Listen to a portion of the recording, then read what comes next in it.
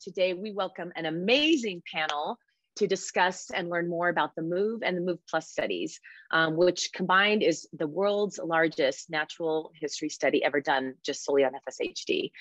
Doctors Johanna Hamel, Kate Eichinger, and Natalie Katz. Thank you guys. June, would you want to properly introduce our speakers today?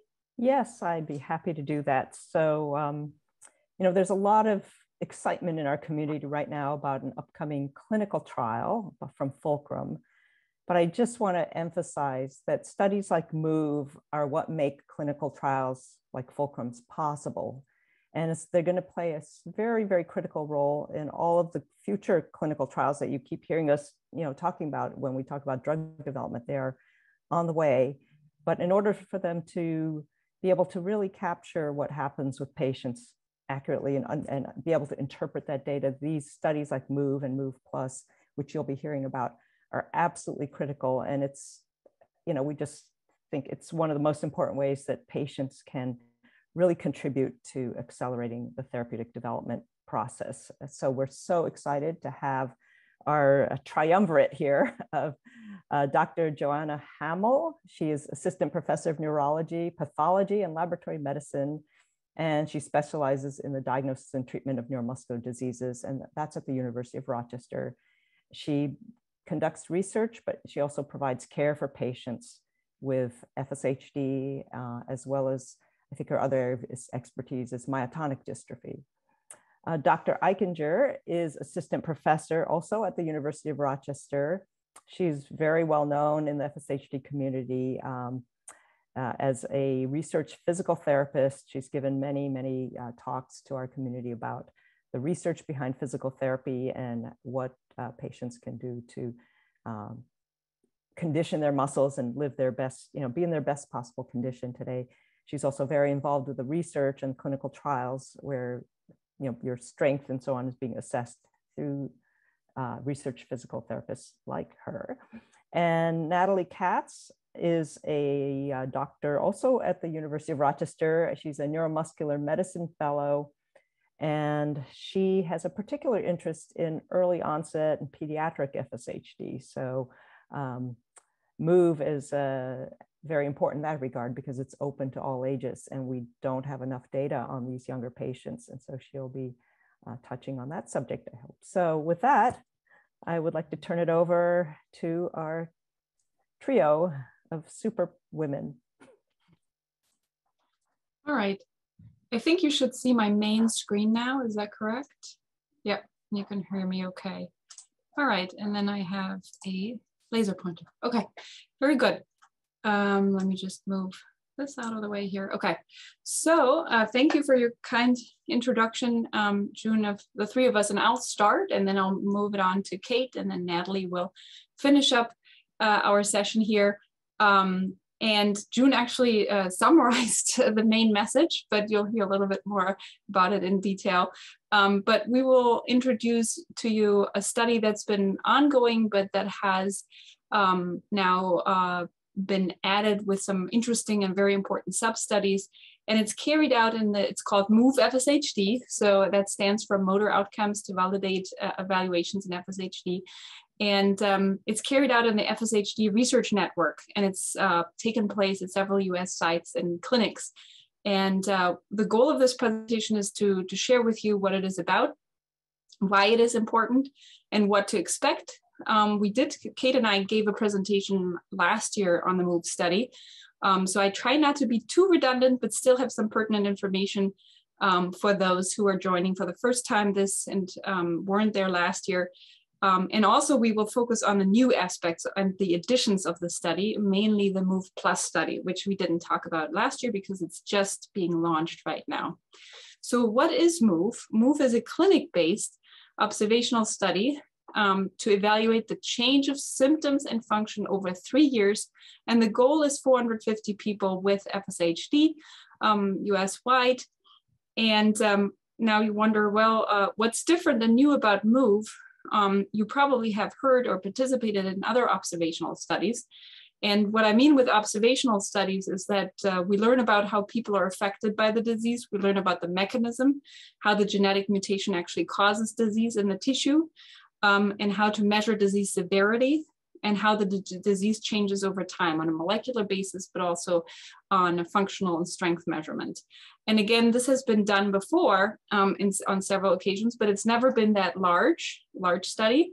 And there's something specific about MOVE that's new, and I'll comment on that in the following slides, because so imagine this is the community of people living with FSHD in the US, and not everyone who has FSHD is seen in specialty clinics because they might have very minimal symptoms that don't require, that where they don't seek that medical attention, or people live in very rural areas where there's just no access to such clinics.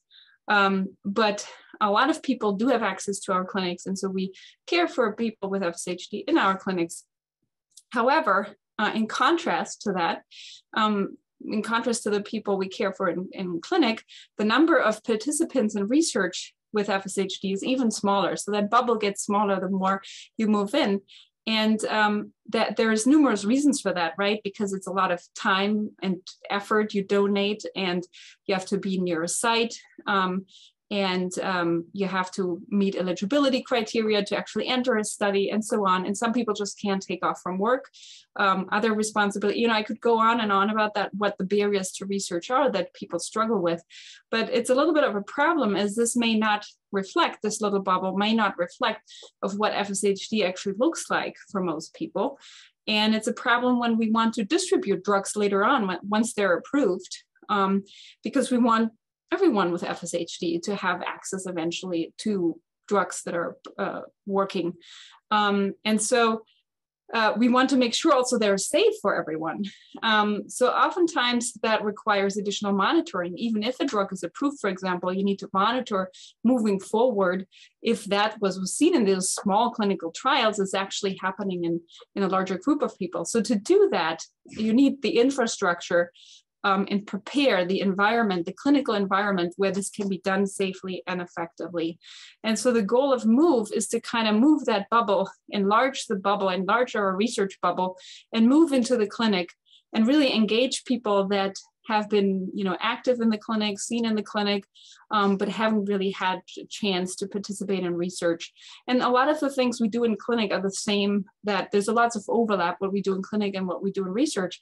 And why not merge that and reduce the burden and on people, and just share the data from each side and learn from that. And so that's the goal of MOVE. Now, why is this important? The overarching goal, as you know, is to find drugs that treat FSHD. We're all on the same page there, but that's a long path to get there. And it includes different components of research in the lab and here and in clinical research. And drugs, yes, they are developed in the lab, and that's critical important, but of equal importance really is what's happening on the clinical side. Preparing for studies, testing these drugs, and designing clinical trials. So for example, you can even have an effective drug, but if you have a poorly designed clinical trial, or you enroll, a group that might not be best in a clinical trial, and so on, there's so much that can go wrong. If you do it wrong, you will not find that the drug that actually has an effect. You might find false negative results. And so it's critically important that we do our job here on the clinical side and really know how to prepare and design those trials. And so, for example, scientists will ask us, how should we measure whether our drug is having an effect? What is the natural progression of the disease over time? So what do we expect just from the disease itself? And how can we, for example, show that a drug is maybe not improving, but slowing the disease if it's not, as powerful to improve it? And who should enroll in those trials?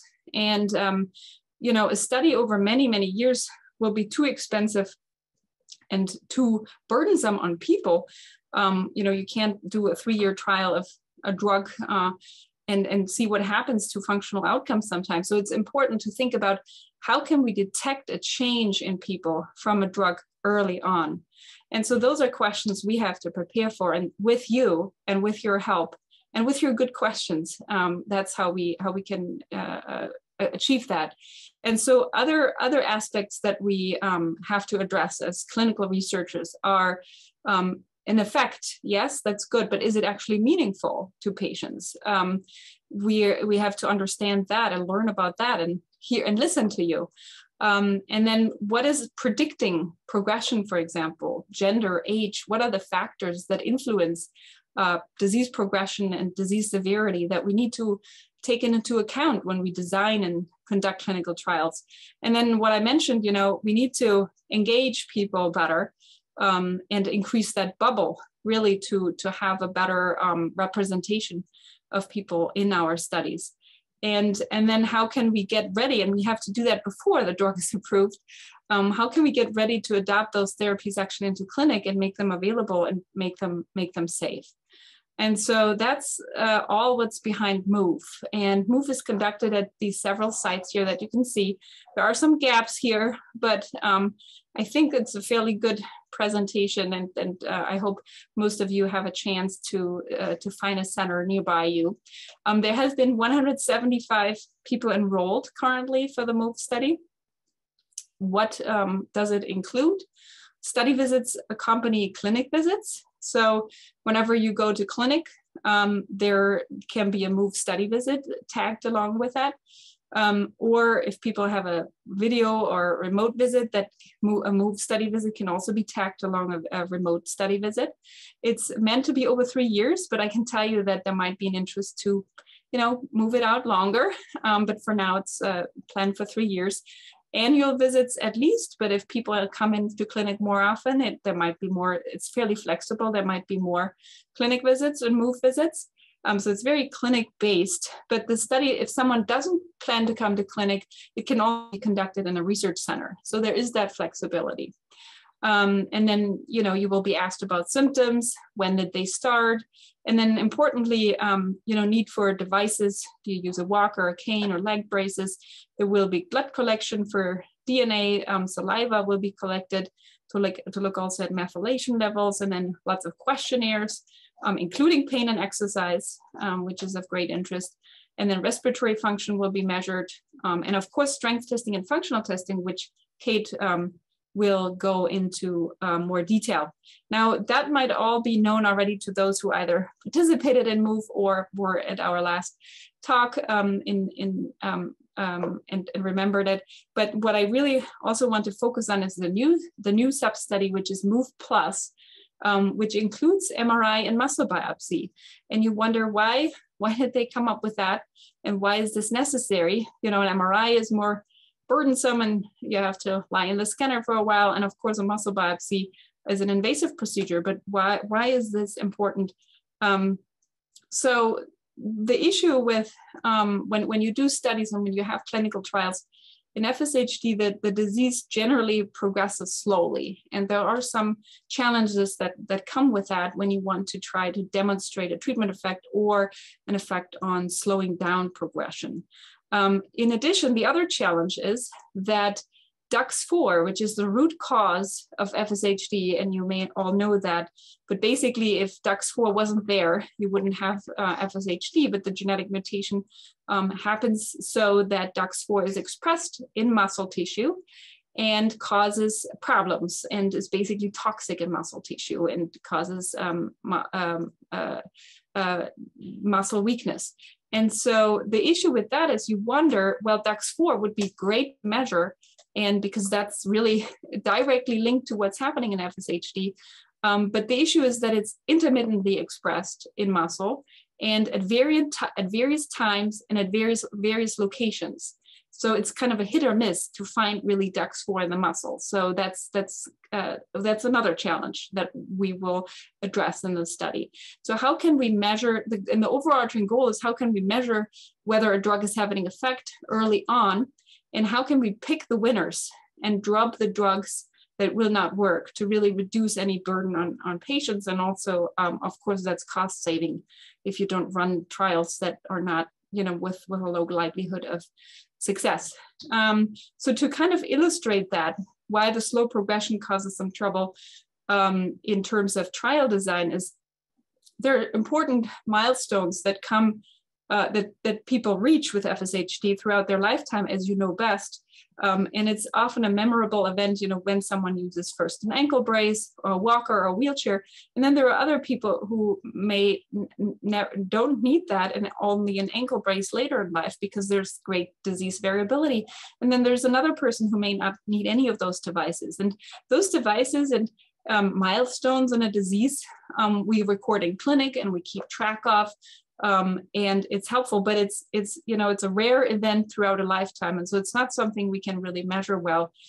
So in our studies that usually, you know, just have a snippet of a window of what people experience over, you know, 1 to 3 years, or in clinical trials usually less than a year, we look at motor outcomes and measurements, and those milestones we oftentimes can't really catch. So MOVE has the goal to kind of take advantage of the clinic environment where we actually do this and we monitor people and we keep track of those important milestones and expand that time and collection of these motor outcomes along with those ankle brace, walker, wheelchair, and device needs. So we will find out, for example, is there any predictive value of those motor measurements that we take during MOVE study? Do they predict who's going to need an ankle brace, walker, wheelchair later in life, et cetera?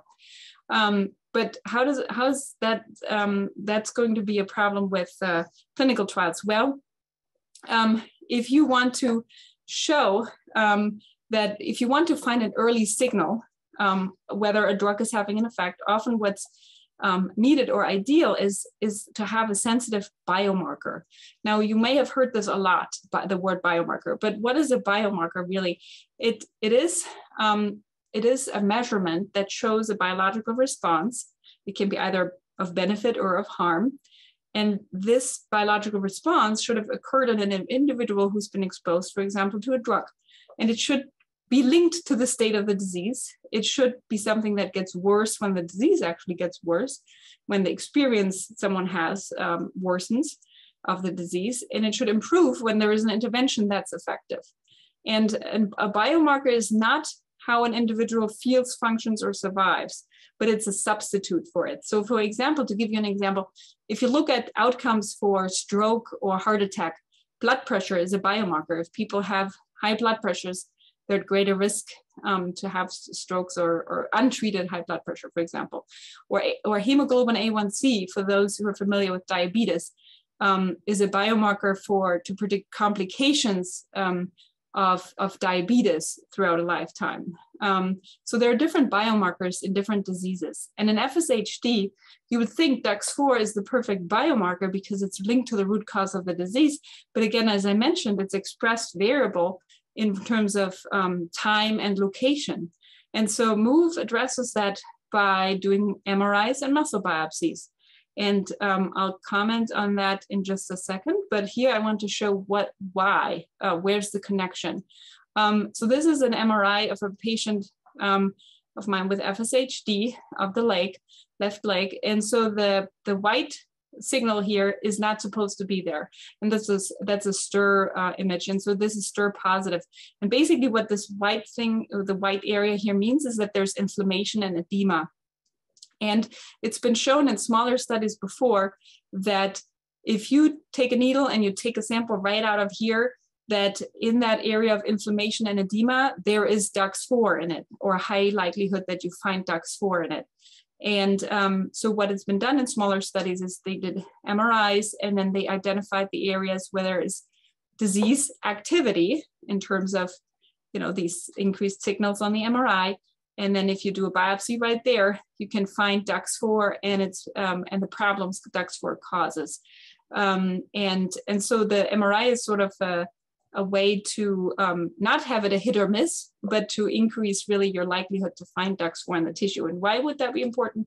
You may have heard about the Fulcrum trial, the losmapimod phase 2 trial, where they tried to do that, and it actually didn't work very well in that trial. There are other reasons for that, but the goal is to do a biopsy in a trial, for example, find that there's DUX4 in the tissue, and then you give a drug, and then you want to see if the DUX4 resolves or is reduced or knocked down altogether. That's what we want to see. And if we see that early on, for example, we would hope that there will be functional improvements moving onward. And so what does MOVE do? The MOVE study, a whole body MRI is conducted. We will not just look at the stir positivity, but also at muscle volume and fat fraction.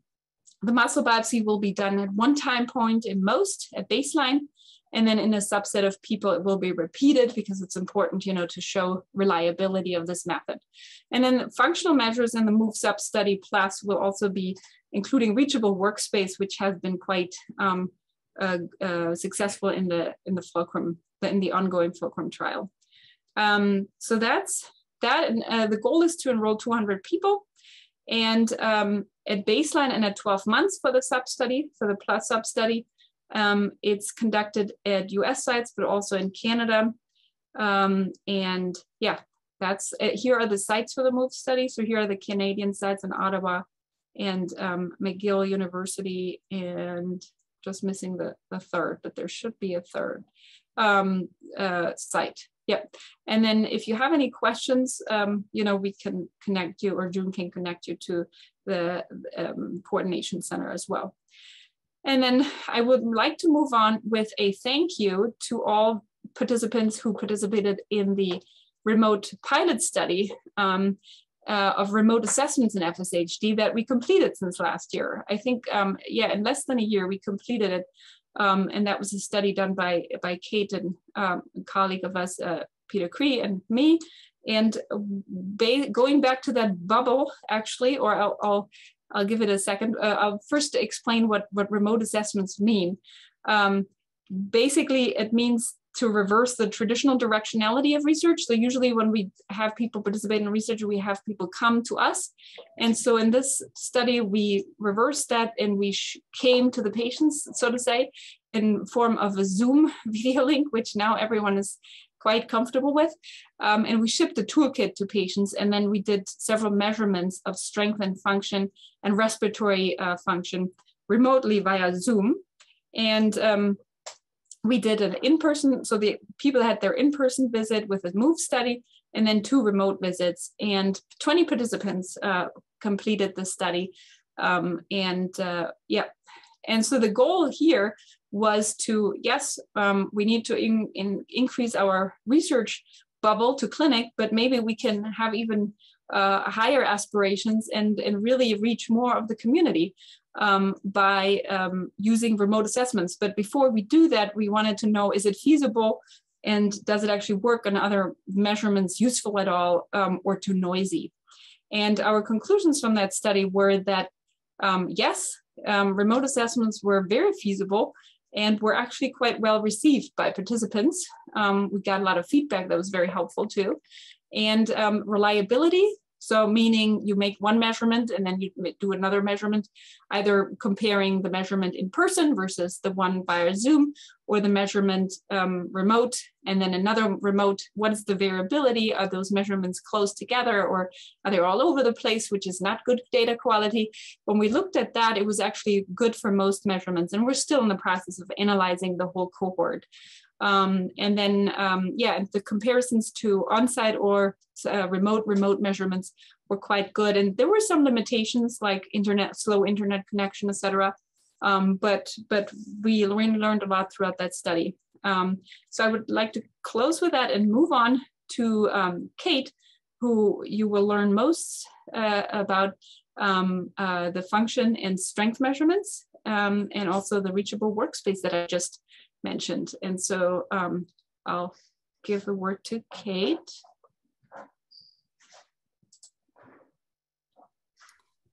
Thanks. So as you've kind of heard, and those of you who participated last year, we'll hear a little bit of a repeat here, but the things that we'll do during the, as part of the evaluations for the MOVE Plus and the pediatric MOVE study that you'll hear about in just a little bit, we're looking at performing measures of strength and function. And those are more of the direct measures of the disease as far as the impact that they have on an individual. And so the things that we'll be doing as part of these studies is really, the first is to assess strength, and we use manual muscle testing to assess strength. And this slide just shows a bunch of various positions that we put the arms and the legs and the head and trunk in to test, and then we provide manual resistance to assess the strength, and that allows us to assign a numeric value to these different muscle groups. And the next slide.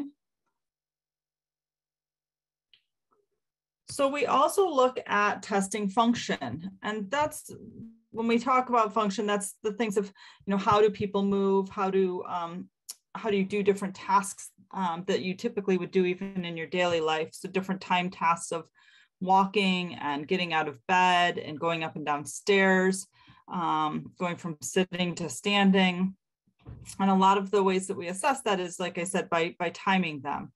We also look at different ways of the upper body reaching for things. And we do that using weight to see if, to simulate reaching into the refrigerator to grab a jug of milk or put plates in a cupboard. Sometimes these are things that individuals with FSHD have reported that they have difficulty with. And so we try to mimic or use these type of activities to get a better idea of how people are affected in their day-to-day life function. And then these items are part of what we call the FSHD composite outcome measure that we've been working on. It's a disease-specific outcome measure. And I mentioned this as it will come up again when we talk about the measurements used in the kids. But this is just a subset of those items that we're using for this study, as it's a clinic-based study, like Dr. Hamel said, so we've removed some of those items just to decrease the burden on research participants. Next slide. The last thing that we're interested in the MOVE study is the pulmonary function testing. And this allows us to look at different tests of lung function that may impact some individuals with FSHD. We do know that it does not widely impact individuals, but we certainly want to, again, better understand things that may predict which individuals have their lung function affected. And to do this, we ask participants to perform different breathing maneuvers into a machine that measures how much air or how much pressure the pulmonary system can generate. And so we do different types of tasks, blowing into the machine, really also breathing air in as hard as you can, and coughing into the machine. And that just gives us a wide variety of measurement of the pulmonary function. And then the next slide. And as Dr. Hamel mentioned, in the MOVE Plus study, this is an addition that we are doing with this study, and the Fulcrum study has also included. It's called the Reachable Workspace. And what this does is it uses the Microsoft Connect camera, and we look at what a person's functional reachable workspace is. So different from the items in the FSHD composite outcome measure, where we're just looking at more of range of motion, this is looking at kind of functionally how far somebody can reach in different planes, how far forward, how far across the body, how far behind them. And using the camera, it picks up these different movements, and they're able to kind of calculate and recreate the area that a person is able to reach. And I think that I will pass it over to Dr. Katz to talk about the pediatric project, and then I'll come back and speak a little bit about the pediatric functional measures. Yeah. Thanks, Kate and Dr. Hamel. So I am, like June mentioned, I do have an interest both in early onset and pediatric onset FSHD. And so when I learned about the MOVE study, I was really excited, because this is really one of the first and only studies in the United States to be to include kids and provide a comprehensive assessment of children with FSHD. And kind of as Dr. Hamel and Kate both mentioned, this allows for prospective monitoring or how their symptoms change and evolve over time in this pediatric population. And so Kate just went over a lot of the testing that's completed in the MOVE study. And really the MOVE study was designed with the idea that all of the functional assessments and assessments that are going to be completed in the study could also be completed by children. And so for those who in the audience who have children who may be interested in participating, just know that the tasks that we're asking you to do as a part of the study, the kids should be able to complete these tasks. And it's not something that's going to be difficult for them to understand. So this is really important because it really starts to allow us to study the kids and really start to understand how they might be different from the traditional onset, adult onset FSHD, you know, in their 20s, 30s, maybe even later teen years. But we're really interested in evaluating kids who have either that early onset or early adolescent years to see, are there really anything unique to this population that may set them apart from their adult counterparts who have later onset disease status. So right now the kids are a part of the MOVE study, and Dr. Hamel covered the MOVE Plus study with the addition of the MRI and the muscle biopsy. And we're hoping to hopefully potentially expand enrollment of the pediatric population by recruiting some additional sites to the network that are pediatric focused, and maybe house some of those study centers at pediatric specific hospitals. So we're working on recruiting some additional sites around the country specifically for pediatric enrollment. And then we've also talked about the utility of conducting MRIs and muscle biopsies in the pediatric population, because historically this is something that hasn't been done. And again, to help answer that question, how or why are these kids affected and what's different about them than the traditional older onset FSHD? I think these are important questions that need to be asked and answers that need to be had. So there are talks ongoing about potentially expanding pediatric involvement in the MRI and muscle biopsy parts of the study. And next slide. So really just a small plug for, we're really interested in learning about your children if they are affected by FSHD. And it's the first step in preparing this patient population for clinical trial readiness. Right now, everything that's been done in terms of clinical trial has really focused on preparing the adult population for clinical trials. But I think the kids are on the horizon, and in order to be ready to go once the FDA says, yes, we're ready to test this in the kids, then we really need to encourage the families and the kids to participate in the MOVE study so that we can understand what's different about them and really what functional measures are going to be best in this population to understand what's that meaningful difference so that we can have a positive outcome when it's time for this population to undergo a clinical trial. So we really need their participation to understand what's different and how to capture that meaningful change. That's all I have. And so, yeah, so the assessments for the kids are very similar to the assessments for the adults.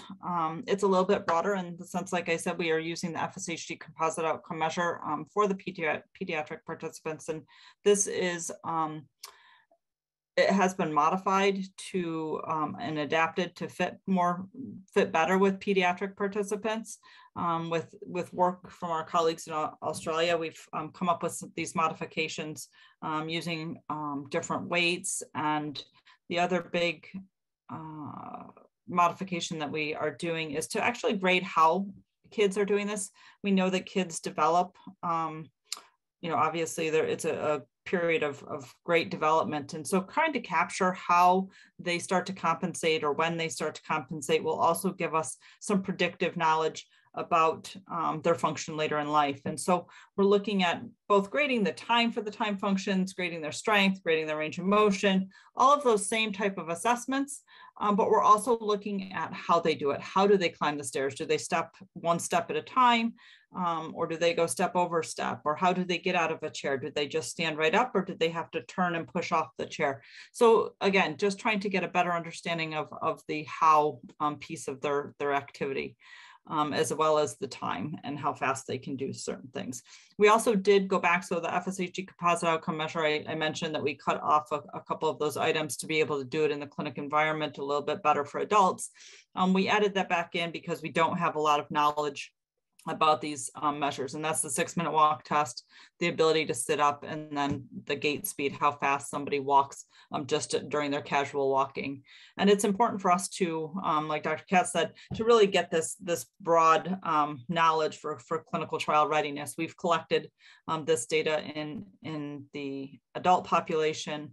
We're looking at slightly different focus now with the adults, but we need to go back and again, be pretty clinically trial ready for studies in the pediatric population. And I did see one question that I was going to address. Someone asked about body parts and strength testing. And yes, there are objective ways that we can measure force, muscle force. The challenge is that, oops, the question moved, but anyway, the challenge is some of those tools that we can use in the clinic environment are more difficult to get reliable measures in stronger muscle groups. And so we did not add that to this current study. We do have equipment in our research environment that we use that's a fixed strength system where it's a force transducer and people push and pull on it, again, to get that objective measurement of strength. Both have, we've been able to detect change in both manual muscle testing and quantitative muscle testing over time. So I think, again, I think it's still capturing a good picture of what the person's strength is, but there is that equipment available for different studies.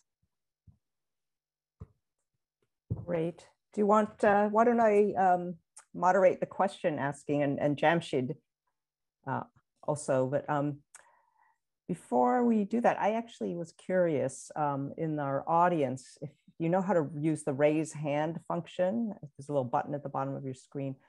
I'm curious to know how many people in the audience are actually currently enrolled in the MOVE study. If you want to raise your hand, if you're currently enrolled.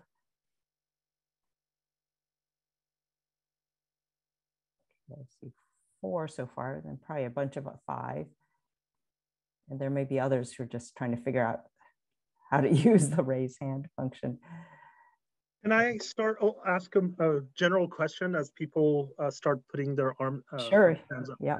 Yeah, I was, and this is kind of related to some of the question, but it's a little bit broader. What are the eligibility criteria? Is MOVE open to all ages, all types of disease progression, FSHD type 1 and 2?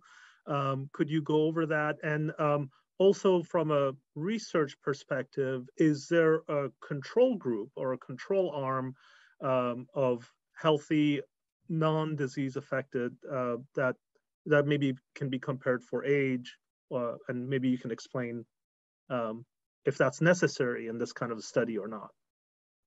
Yeah, good question. So first of all, the inclusion criteria are very inclusive. So meaning that we want to basically not exclude anyone unless it's really, really necessary for data quality. And I can comment on that. But basically for inclusion, you need to have either genetically confirmed diagnosis of FSHD or a clinical diagnosis. So for example, and that will be determined in a conversation with the study team.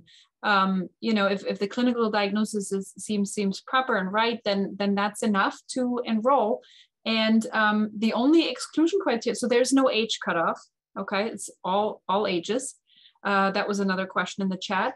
And then the only exclusion criteria is if there is another condition beyond FSHD that would impact the testing tremendously.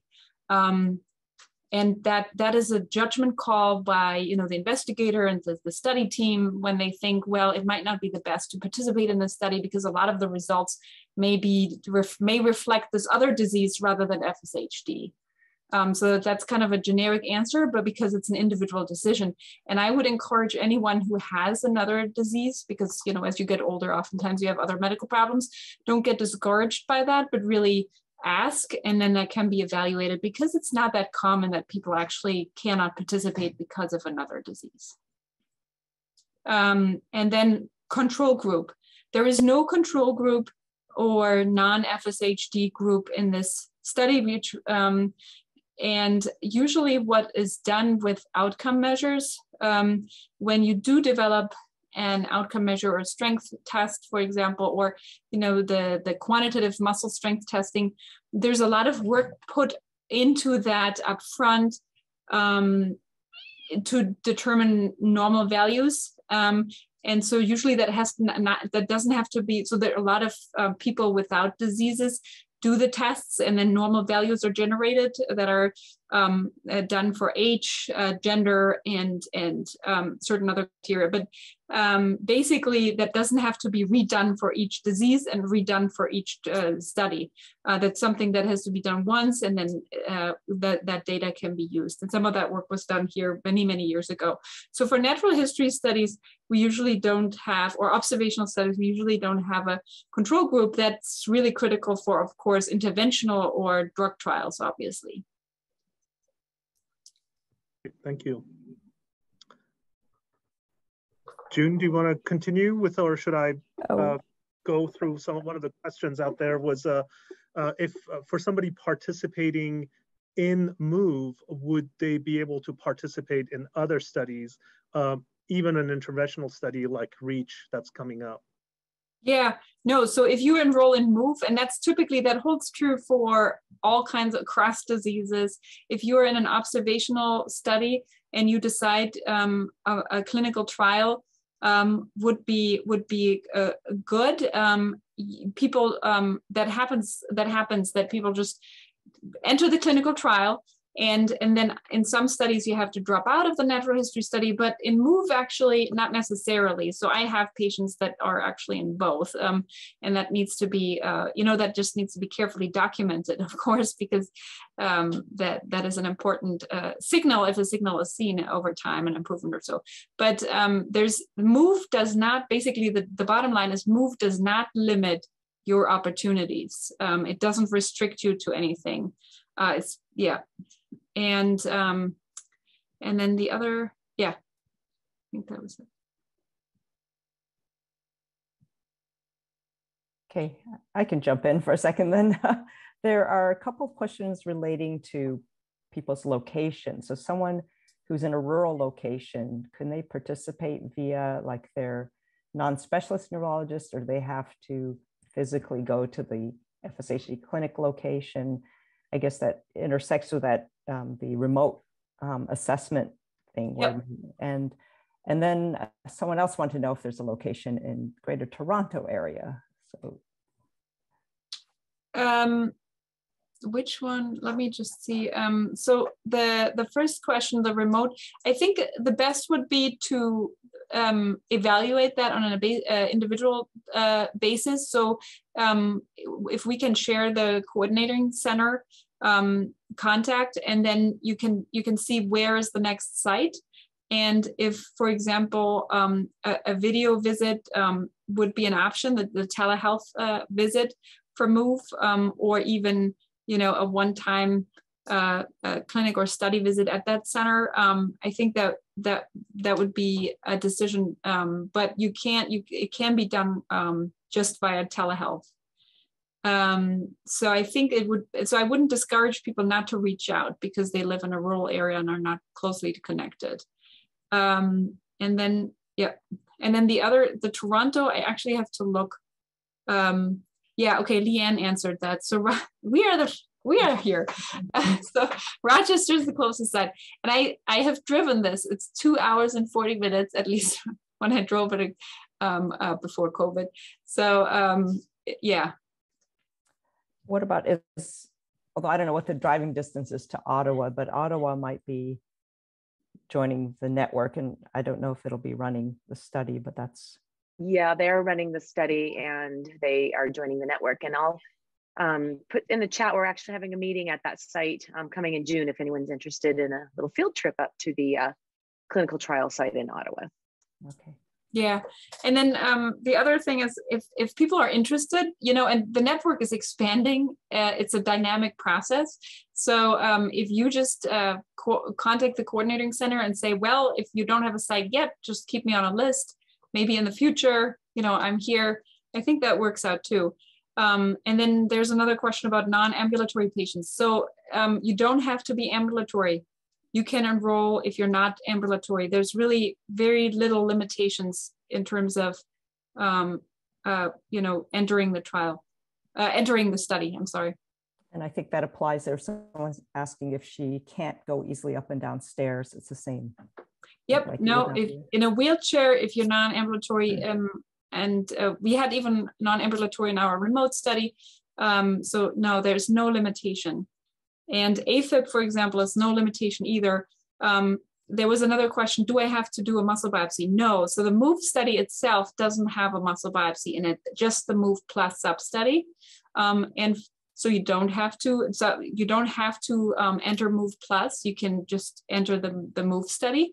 And then if you, for example, have AFib and you are on anticoagulation, then you wouldn't be eligible for MOVE Plus because we don't do biopsies when there's, when there's a high risk of bleeding when you're on blood thinners, like Eliquis or Coumadin or something like that. But that doesn't preclude you from participating in MOVE, just from MOVE Plus. And that questioner also was wondering if they have enrolled but not heard back. I think they probably mean they reached out with interest in, there's just reach out again, be persistent, because study coordinators, their inboxes are yes, and times are busy because there's so many, more clinical trials. And so, sometimes it can be tough to get through, but just be persistent. And then the other thing is the first MOVE patient a MOVE Plus patient has been enrolled. So a lot of people have entered MOVE, but the MOVE Plus basically is just getting launched. So, yeah. Great. And it also helps to put in the subject line, like, I want to volunteer for MOVE. I think that will get the study coordinator's attention. All right. There's a question, how often does one have to go to the clinic for evaluation if you're in the MOVE study? And I guess MOVE Plus is probably a slightly different answer. So annual visits are desired as a minimum. If you go to clinic more often, then there might be more visits, but it's annual over 3 years. Right. So an idea is not to add to what you're already doing if you're going to the doctor every year. Yeah. Kind of fold it right in with that, right? Let's see. Oh, question. How many more patients do you need to reach that 450 participant goal? A lot more. What did I say? 175, something like that, are currently enrolled in MOVE. And so there's more, couple hundreds to 450. Yes. So we're still in need for volunteers and participants. Okay. There was a comment that someone isn't easy for them to travel. So even going to Rochester, Ottawa might be too far, but it sounds like you're encouraging to reach out anyway, because they might be a candidate for the remote assessment. Yeah, the remote assessments are completed, but and the remote assessments was a little bit different than the telehealth visits. I didn't make that fully clear, but the telehealth visit is basically where the connection is like a Zoom clinic visit that some people had during the COVID pandemic. Instead of a clinic visit, you meet with your doctor via Zoom and you discuss things and they check out a couple things, and maybe you meet with a physical therapist during that session. That's the telehealth visit, where a lot of the information that's gathered in MOVE can be gathered that way. Of course, not everything, specifically the functional testing, the strength testing will be missing, but that's okay. And the remote assessments was really where we shipped out a toolkit and just in 20 people and made these assessments. So that's separate. But I would say reach out and identify, what are the options with your nearest site. Great. And then also, if you reach out to a site, just one more thing, because there's so many things going on, there are registries and other projects. So if you reach out to a site, it's sometimes just nice to make that connection. And you might learn that beyond MOVE, there's something else that might get your interest in participating. So that's why I say it doesn't hurt to reach out. Yeah, there was a question somebody was asking about how do we sign up for MOVE, our website actually, under Clinical Trial Research Center, we now have an interactive map with all the CTRN sites in the US and Europe, but the MOVE, I think, is a US-based study right now. And so people can click on that, on the link, and then I think there's coordinator, contact name, and also a link to the website, and hopefully that the links work. But is there another, through clinicaltrials.gov also, I think it's possible to figure out what the sites are, but how would you recommend people find the closest site and register for it? Is there other ways for them? Yeah, I think coordinating center, I think KU, Michaela is the contact. That's right, and I just put her email in the chat, Michaela Walker. Great. All right, and that's mwalker20@kume.edu. I would just like to comment on one more question because it's such an excellent question, and we always learn from your questions. So when taking observational information for beginning use of braces, wheelchairs, how can you measure individual choices? Like someone may choose to, that's the question, you know, someone may choose to use a mobility aid earlier while another one waits until it cannot be. But excellent question. That's a big challenge. I don't have the answer for that. And maybe Kate has additional thoughts. For example, we run into that with a registry where we ask, you know, when did you start using BiPAP, or when did you start using an ankle brace? And sometimes we can try to get around it. When were you prescribed that device? And then, you know, maybe the person isn't using it, but it was prescribed. That's, for example, holds true for the non-invasive ventilation like CPAP and BiPAP. I always ask that because there are many people who just can't tolerate it. So if you just ask, are you using it? That doesn't get at that. So you have to ask, when was it actually prescribed and felt necessary by a doctor? And that kind of gets at that with devices as well, but still we are left with exactly what you just outlined. And that's the problem of, you know, that's why it's not perfect. And yeah. Thank you.